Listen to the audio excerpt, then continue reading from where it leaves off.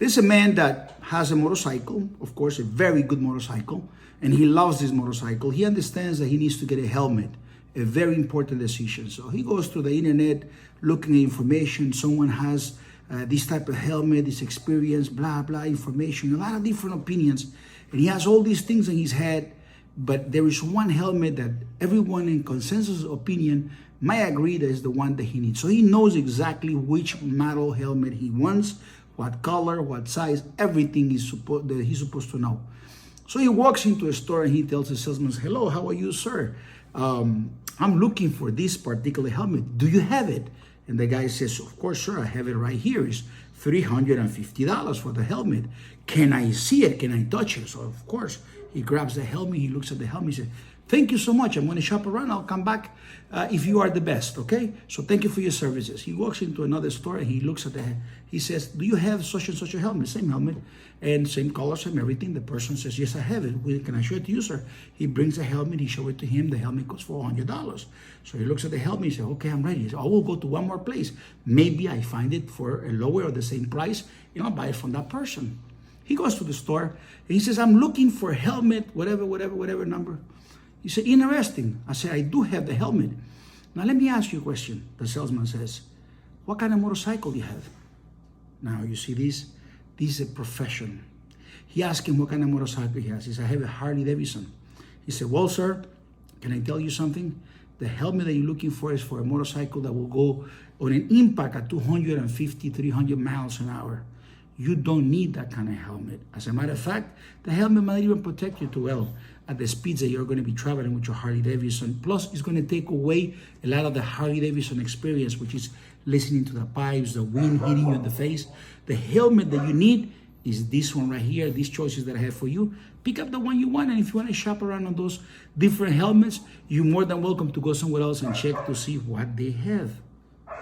At this moment, he thought, "I finally found a person that has the right information and decided to buy from this person the right helmet." When it was the time to buy a bike and buy a helmet from his wife, he went to the same knowledgeable salesperson. Being a salesperson, an ethical salesperson will have the right information for the client. When you want to buy a dog, it has to be the same way. Buying a dog is not a cheap relationship. It's a 10, 12, 13, 16-year relationship. And you're going to have someone that you probably, if you have different experience. You have a okay experience, which is what most people have. You have a good experience, or you have an excellent experience. Those different opinions have a lot to do with the quality of your decision on buying the right dog. If it's the right dog, I promise you, it'll take everything that you have experienced in dogs to levels that you never knew that you can actually have. Enjoyment, connections, the loyalty, the little details. Because when you have a dog, the price is important when you buy it. Once you buy it, the most important thing is the experience that you have. And those experiences are measured in minutes, in seconds, in different occasions that the dog reacts different, act different, say, "Wow, this dog is really better." And I know that my dogs have done that for many of my clients. One of the things that I'm going to give you a couple of tips here today, and you can buy from anyone you want. Everything that I'm teaching you here today, you can take it and apply it. I'm not the only option for someone that's looking for a dog. As a matter of fact, if you want to buy an okay dog or a good dog, you might find that somewhere else, okay? I worked very hard over 30 years, over 3 decades, because a long time ago I read a book from Jim Collins, and also yesterday I read a book where it says the good is the enemy of great. And those two, good and great, should never be together. Because there's people that set for good, they'll never experience greatness. And trust me, when you speak to someone that experienced greatness, the whole thing is different. So there are some things that you need to take in consideration. When you are riding in a car that has broken shock absorbers, or you are sitting down in a very stiff seat, you can go from city A to city B and your back hurts because it was a terrible experience. You did make the trip from point A to point B, but when you're going in a Rolls Royce or a good quality car, the experience is different. You feel better. It's as when you're traveling in a great relationship, when you're eating a fine steak, when you finish, the experience is different. Every bite, every time you cut it, is different. So quality is different. And most people do not know all the information that should be taken in consideration when you're buying the next best friend of your life. A lot of people will probably choose the wrong dog, the wrong puppy. If you get 20 different puppies from 20 different breeders, and you probably grab the worst one. You probably grab the one that when he grow up will be a problem for you. Because all puppies are cute when they're small, okay? But how they're gonna become when they grow up? That's a question you need to have in your mind. The next question you need to have in your mind is the parents. How are the parents? How are the grandparents? And how's everyone around the family? And more than anything else, when you buy a car, when you buy a computer, and there's different brands, there's some brands that you trust. You say, well, this is a Mercedes-Benz, of course I trust. A BMW, I trust. Oh, this is a Mac computer. This is an iPhone, I can trust. This is a Samsung Galaxy, the latest model, I can trust it. You trust the brand.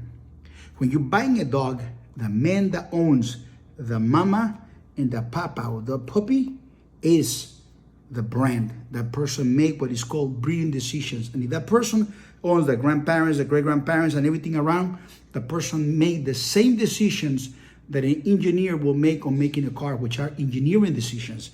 Those are breeding decisions, are creating decisions for the future of that breed that this man is working with.